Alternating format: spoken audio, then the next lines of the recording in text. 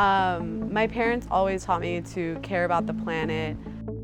And it wasn't until I went to college that I really started to think about all of my actions and how they were affecting the planet in different ways. I compost all the organic waste from my kitchen and from my house so that I can eliminate waste going into the trash bags that are then going into the landfills. I like to support my local farms whenever I can, and I do this because when you buy a product at the store, most likely it's coming from really far away. So for you, it was just a trip to the store, but for that apple, it was, a cargo ship or an airplane or a train. A lot of resources went into getting that apple into that supermarket. I also grow my own food whenever I can.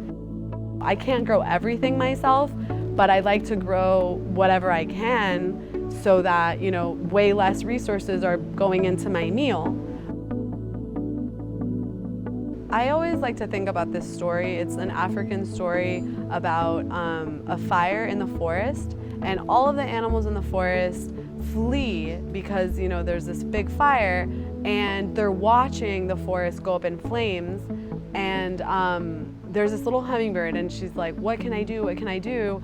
And she takes a drop of water in her beak and drops it onto the flames, and goes back for another drop and drops it onto the flames. And the elephants and the wild boar and all of these other massive animals are watching the hummingbird and asking her, "What are you doing? You're crazy.